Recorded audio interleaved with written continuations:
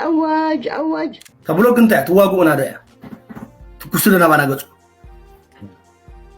تكسكم صدق جنزب نوبل بقى مناسيننا بحر دقيم مالتيو خينات ودو خينات زبحال ነገር አየልኝና የኢትዮጵያ አየር መንገድ ገንዘቡን ወደ ኢትዮጵያ እንዳያወጣ ኤርትራ ገንዘብና ፈሊያትና ከነውጾ ያምዱልሎ ኢትዮጵያ ውስጥ በሚገኝ የገጠር ከተማ የአንድ መለስተኛ ሬስቶራንት መጸዳጃ ቤት ነው የሚመስለው ማን ይحሱ እንዳርጋ ይፈልጦም ወለኹ ኦሬዲ በቃ ይፈልጦም ምክንያቱ ትሪኦ ማኡም እንዳለኻ እዚስ መራድ ለማ ዓልቦ ነፈርቲ እንኳን ለሃርታ ሓስቦ ለኻ ኮይካ አይ ሕሰብ እዩ ንሕና ሓደ ሃገር ኣይነበርናን ክንከውን ካይንኽእልና ናይ ሓዳር ድሌት ኣይገበርኩን ቲ ኣነ ዝወሎ ሰብሲ ከማይ ካይሳቀ ኢለ ብውሕጅ ይኹን ገለኹን ኣይሓበረናን ኣይመፀንካ ኣይፈረሳን ስማንስ ቅዱስ ስለምንታይ ጎፋንድሚ ንዝሰርሕ ሰብ ጎፋንድሚ ኣብዚ ኣደነ ቀይኻ ንብት ሆንካ ኣይትቕየም تقين تقولك تموت انت سلام شكريناتات سلام تعنا هبلي كما ياللهم كما يتغنيو كبراتن فتواتن تختاتلتي شدن رياكت سوان انهون لو معنتون بلمود بحدش فيديو تراقبنا لنا مالتيو كحساب موداتا مدب مسانات صنحو ام موداتا دما نس channel زي حديث نحرنا خوينكم اتا كل غزي استلمدت محصنتنا مالتيو سبسكرايب غور واعكم لذا channel حوات سبسكرايب غيركم كا كساب حجي زاغي دما مالتيو استات 3500 بلس سبسكرايبرات اللهمني ازي بطعم اذا مسكنكم كبرتي هبلي يقني اللي يقولكم مالتي يقني اللي نتصحفوا لي هنصر ريتوتاتون زلعله كبرن مسغنان يزلن مالتي نامنا لهم عند فيديو حيزكم كسغرت الله دما انرخوم كومنتات አለው سمعن زعركي فتاوي خان ادناق خاني ግን ኣብዛ መልእኽቲ እዚኣ ብጣዕሚ ተጋጊኻሞ ደኣ ጸላእትኻ ኣብ ሕማቅ ግዜ ክጸሎና ጸላእትና ሕማቅ ግዜ ክጸሎና ኣብ ጽቡቕ ግዜና ቢዝነስ ክሰርሑልና እንተኾይኑ ደኣ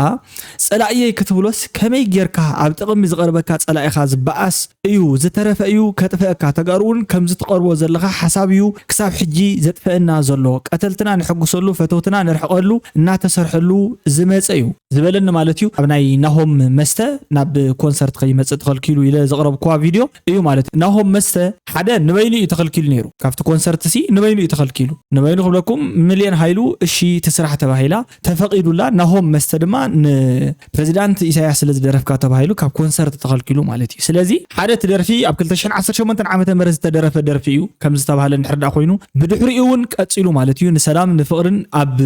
ሕውነታው ዝኾኑ ኮንሰርትታት ተረኺቡ ዝነበረ ሰብ እዩ እኳ ዳስ ፈጺማ ተረኺባ ዘይትፈልጥ ሚልዮን ሃይሉ ኣብ ናይ ፍቅሪ ይኹን ኣብ ናይ ገለ ይኹን ኣብ ኮንሰርትታት ኣብ ናይ ሓባር ኮንሰርት ተረኺባ ዘይትፈልጥ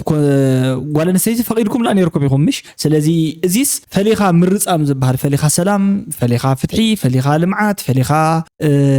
ዝመጽ ለውጢ የለን እዩ ናተይ ኣመላኻኽታ ማለት እዩ بفقرين بسلام نفتحين عز قداي تيمصبو ايكون ناباي كدفطاي قصله بيلن تزارم تلخو حدا والقسبيو ناهم مسته اندي حدا ايرتراو خوينو نمنغستي ايرترا يخدرف برنامج اخدرف دليخمو اسكي نخادي عد دمو يدرف ويس سوق يبل كو يسامعني مالت يقدفو تدرفي كن كان عقو دريفلو اندي حدا انيرو تدرفي غديفو ايدي حدا دغيم نصل مسباخ نغلز بحال نغر غديفو محايشه ايمو مصيسي ابناي سلام بوتا ابناي سلام زمارخ زمر حبيره مسخاتكم كسعسعين تبلخ نقبلو دو اي نقبلون እዚ ጉዳይ እዚ ሕቶ ንዓኻትኩም ዝግደፍ ሕቶ እዩ ስለዚ ንቀበሎ ኤለ ነራ ማለት እዩ ብዙሓት ሰባት ግን ነዚ ነገር እዚ ከም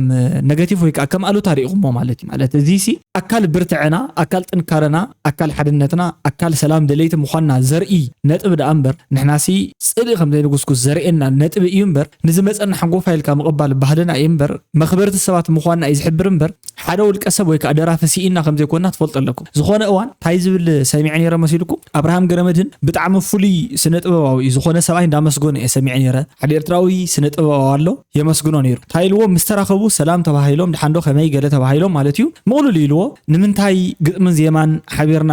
ናትኩም ግጥሚ ናተይ ዜማ ኸም ዳግበርናሲ ዘይንሰርሕ ግጥም ዘይተበኒ ዜማ ዘይሰርሕ ወይ ከዓ ግጥም ዘይበካ ዜማ ዘይሰርሕ ሓቢርና ዘይንሰርሕ ኢሉኒ ሕጂ ተሰብኣይ እንታይ እዩ ንምንታይ አልዕልዎ ተነጥቢ ባዕሉን ተዛሪቡ እዩ አልዕልዎ ነኮነን ተነጥቢ ቀፂሉ ተዛሪቡ ገጣማይ ሲ እንደ መስለካ አብርሃም ገረበድንሲ ገጣማይ ሲ ሲኢኑ ደ መስለካ ወይ ከዓ ዘያማይ ዜማሲ ሲኢኑ ደ መስለካ ሕውነት እዚ ብከምዚ እዩ ንስነ ጥበብ ንድሕር ሓቢርካ ሰሪሕካ ተዓብየሉ ተምዕብለሉ ብዝያዳ ድማ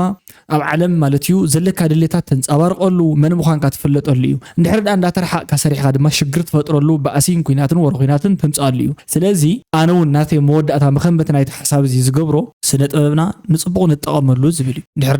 ተስማዕሚዕናሉ ንቐፅል እስኪ ናብዚ መንእሰያት እኒአው ኣብዚ ሓድሽ ዓመት ድሮሲ ዝተመርዓው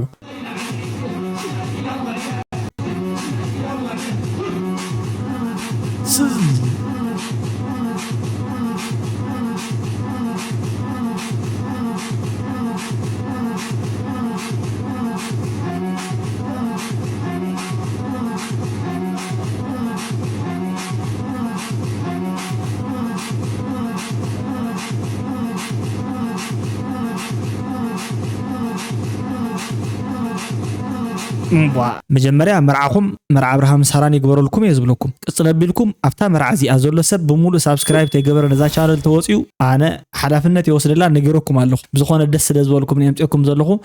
መልክዕ ጽቡቕ ባህሊ ጽቡቕ ኩሉ ዝገብርዎ ዘለው ነገሮም ደስ ይልነሎ ማለት እዩ ንቐጽል ኣብዚ ኸኣ ገንዘብና ክነውጽእ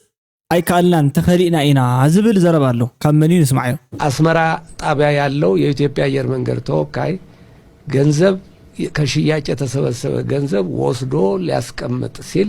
ማስቀመጥ አልከለከሉትም ግን ባንኩ ገንዘብ ከዚህ ወደ ኢትዮጵያ እንዳትወስዱ ታግዳቸዋል የሚል መረጃ ሰጡን እንዴት ሊታገድ ይችላል ማን ያገደው ብለን ስንጠይቅ በኢትዮጵያ በኤርትራ ሲቪል አቪዬሽን ባለስልጣን ደብዳቤ በተጻፈ የኢትዮጵያ አየር መንገድ ገንዘቡን ወደ ኢትዮጵያ እንዳያወጣ ናይ ኢትዮጵያ በረራ ደው የሚባል ፖለቲካው ምልክት ናይ ኩናት ምድላው ምልክት ምክንያቱ ገንዘብ ካዘለዎ እምሮኻ ኣለዎ ይባሃል ሚሊዮናት ገንዘብ ናይ ኢትዮጵያ በሊዕኻ ናበይ ካትከይድ ጽባሕ ኮዲፋይን ገብሮን ክንደይ ዶላር ምዃኑ ትገንዘብ ክንደይ ማለት ክንደይ ኢሳያስ አጥዎ ገይሽሎ አጥዎ ብሎክ ገይር ወይ ገይሽ ዘሎ ስለዚህ ሕጂ እንታይ ዝብለና ዘሎ ማለት እዩ ከም ተሰማዕኩም እንዲዩ ገንዘብ ክነቱ ተፈቂድልና ሽያጥ ናይ ትኬታትን ካልኦትን ነገራትን ካልኦት እውን ማለት እዩ ናይ ዝኾነ መሸጣታት ዝነበረ ገንዘብ እዩ ክነቱ ተፈቂድልና ክነውጽእ ግን ኣይካልናን እዩ ዘሎ ተሓላፍ ማለት እዚኣታ ብሓጺሩ ስለዚ ንሕና ንምንታይ ትገንዘብ ተታሒጅልና ወረቐት ተተናሎሙን ዝብና መልስ ማለት እዩ ክተውጽእ ትኽእሉን ይዝብል ይብል ሓቂ ድሕሰት ኣይፈለጥናን ከምቲ ጎይታው ፍይ ወይ ከዓ መምህር በየነ ዝዛረቦ ዘሎ ዘረባ ንሕርዳ ኮይኑ ግን እዚ ናይ ገንዘብ ካዘሎ ሲልብኻ ኣለዎ ስለዝኾነ መንግስቲ ኢትዮጵያ እንድሕርዳ ንዝበረራ ተጠቢሉ ናይ ኩናት ድሌት ምስ ኤርትራ ስለዘለዎ እዩ ከምዚ ዝገብር ዘሎ ዝብል ተሓሳስባ እዩ ዘለዎ ማለት እዩ ሓቂ ድሕሰት ግዜ ዝፈትሕ እዩ ዝኸውን እቲ ውሽጢ ዘሎ ምትሕምማጥ ገንዘብ ከምዚ ምውሳድ ኣይህብን ከብየ ገለ ምባል ግን ምናልባት ብአቪዬሽን ጥራሕ እንድሕርዳ ዝፍታሕ ኮይኑ ናይ ባዕላቶም ምርድዳእ ክገብሩ ይኾኑ ማለት እዩ ስለዚ ብከምኡ ክፈትሕዎ የሚል ትፅቢት ይገብር ሞር ኤክስትሪምሊ ካብቲ ዝበሃል ዘሎ እንድሕርዳ ከይዱ ከዓ ከምቲ መምህር በየነ ዝብሎ ዘሎ ክኸውን ይኽእል እዩ ማለት እዩ ስለዚ በትናቱ ትንተና ንስማዕ ተብሎክ እንታይ ትዋጉኡና ደያ ትኩሱ ለናባና ገጹ ተኩስኩም ሰድዎ ገንዘብ እዚ ዝመጽእ ዘሎ ስለዚ ከም ዝትሪኦ ዘለኹም እዩ ዮሴፍ ገር ህይወት ነው ዓለ ዝብሎ ዘሎ ማለት ወይ ካጄ ስቱዲዮ መንገድ አየር ኢትዮጵያ በረራ አስመራ አዲስ ቅድሚ ሻዕቢያ ዝወሰኑ ዕለት ደው ዘበልኮ ምክንያት ገንዘበይ ብሻዕቢያ ስለዝተሰርቀ እዩ ዝመጽእ ዘሎ ዕንወት እንታይ ምዃኑ ፍሉጥ እዩ ይብሎ ዚኦም ካ ኩሎም ከምዮም ዝብሉ ዘሎ ማለት እዩ ስለዚ ብተመሳሳሊ ዲዩ ተዘረባ ወላ ሓደ ዓይነት ዲዩ ወላ ካብኡ ተወሲዱ አይፍለጥን ከምዮም ወግዕታቶም ዘሴም እዩ ዮሴፍ ገር ህይወት ነው ዓሉ ጽሒፍዎ ዘሎ ብናቱ ፌስቡክ እዩ ማለት እውን ካ ቬሪፋይድ ዝኾነ አካውንት እዩ ካብ ካሊ ዝኾነ አካውንት ይኾነ ጆሲ ጽሓፈውን ተመሳሳሊ صحفي مالتي ኤርትራ ገንዘብና ከሊያትና ከይነውጾ ይምዝብሎ $2 ካብ አስመራ ይደሎ ሕጂ of course some ኩናት ክገብሩ ስለዘለዮም ኮሚሎም ግን ጽቡቕ ዲዩ ኢሳያስ ካስ ገንዘብን ክቦም ኣለዎ ነው ንሕር ገንዘብ ኣለዎም ኮይኑ ገንዘብም ይሃብም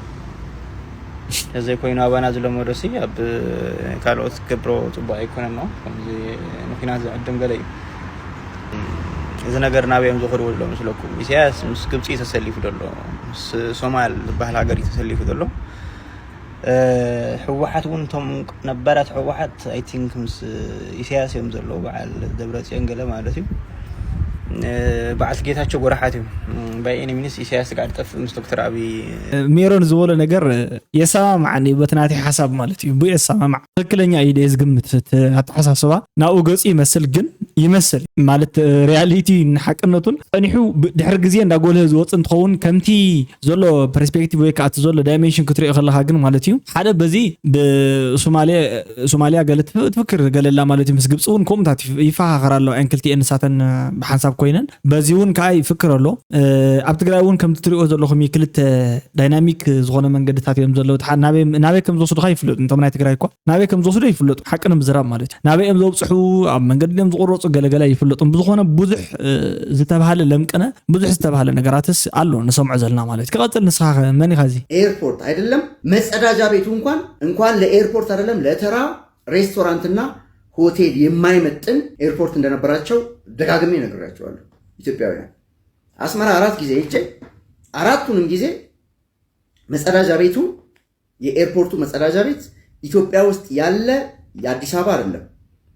ኢትዮጵያ ውስጥ በሚገኝ የገጠር ከተማ የአንድ መለስተኛ ሬስቶራንት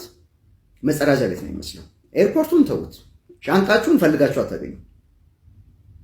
እዚ ዳ ሕጂ ዛረብ ጸኒሕኻ خالي ታይ ዝበሃል መዳኸሪ ማለት እዩ ግን ሕዚ ሰብሪ ይፈልጥና አነ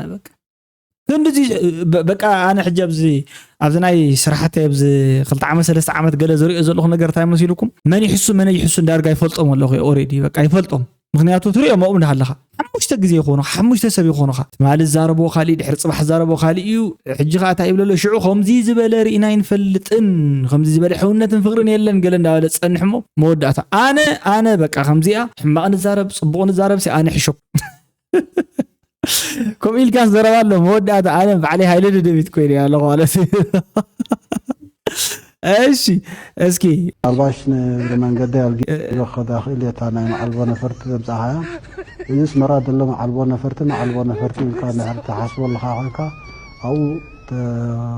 اركيركا ترف راها اذا مع البنا فرت كنا وصلت سنه مراها ختماس لدخانات رزق ختماس لدخانات ما اكلت لدخانات الا نزارب بعلون امين له كامل اي ايش قاتل اسكي مش غربا بنتنا حدا كون لنا زبل ارستي مش غربا بنتنا كم حدا هاجر كون زبل اي حسب ديو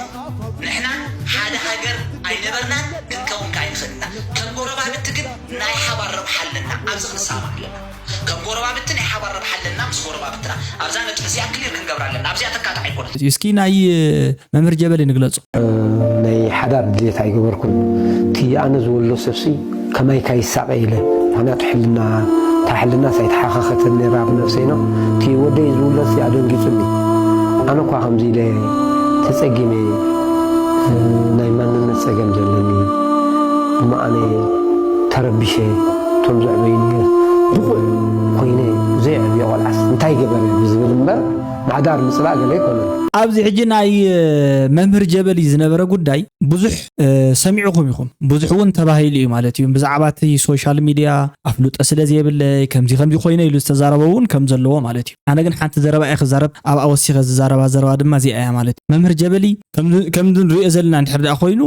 ካብቲ ዛረበውን ሰሚዕኻ ይፍረድን ይዝበሃል ግን ካብቲ ዛረቦ ካብቲ ዘምሃረና ክሳብ ሕጂ ሰማዕናዮ ጥዑይ ሰብ ይመስል ብናተይ ወገን ክሪኦ ተለኹ ቅኑዕ ሰብ እዩ ስለዚ እቶም ጎፈንድሚ ገለ خواص مسانا سرح لنا ገለገለ ዝብሉ በዓል ጋዜጠኛ ዮናስ ገለገለ ዝበሃል ዘሎ ካልኦት ሰባቱን ሓደ ከም ምኽንያት ገይር ዘቀረባብት ናቱ ቻነል አቲ ክሪኦ ተለኹ ማለት እንታይ ዝብል በተፈጥሮ ሲ ሃፍታም ክሆነ ይደልኒ ናፍቲ ፍሉጥ ሰብ ክሆነ ይደልኒ ገንዘብ ከማለት ናይ ሓጢያት ኩሉ ምንጭ እዩ ስለዚ ኣምን እዩ ዘይተቀበለና ተቀርሺ ዝዓይነት አዛራባ ከምዚ ዘቀርብ ዘሎ ማለት እዩ እዚ ግን ሓቀኝነት ዘለዎ አይመስልን ማለት ሓደ ሰብ ገንዘብ ሂብካዮ ሞ ዝፈረሰ ገዛ ይነብር ብዘይ ምንም ዝኾነ ይኹን ነት ማሕበራዊ ናብሩ ወይ ካነት ዝነብሮ ዘሎ ናብራ ዘቃላጥፍ ነገር ሲ አይቀበልኒ ዝብልስ ሰባሎ ማለት ድዩ እዚ ሕሰት ዝተመለ እዩ ዝመስል ንቀጽል ናፍት ቀጽል ዘል ጽገና ኢሊ አይ ሓተተን ብውሕጅ ይኹን ገለኹን አይ ሓበረናን አይ መጸንካ አይ ፈረሰን ብውሕጅ ሲ አይ ፈረሰን ማለት እዩ ኣብ ምሕዳር መጪ በመልኮቶ ነገር የለን ድዒልዑ ክጋወሕ ወይ ካል ደሓሰቡ ዕላማ አይ በልናን ማለት እዩ ከም ነባሪ ከም ተጠቃሚ ኣብዚ ምሕዳርና ግን ተጸገማቱ ኣይገለጸን ጸገም ኩሉኻ ኣይፈልጥኒ ምክንያቱ ገዛ እንድሕፈሪሶት ነባሪ ገዛ ፈሪስኒ ናይ ጽገና ኢሉ ይገዙ ደጸግን እሺ ስለዚህ እስኪ ንስማዕ ዝገርም እዩ እታ ሰበይቲ ዝወለቶ ኣካያዲት ስራሕ ገዛ እንድሕር ፈሪሽኒ ኢሉ እቲ ቴሌቪዥን ግን እቲ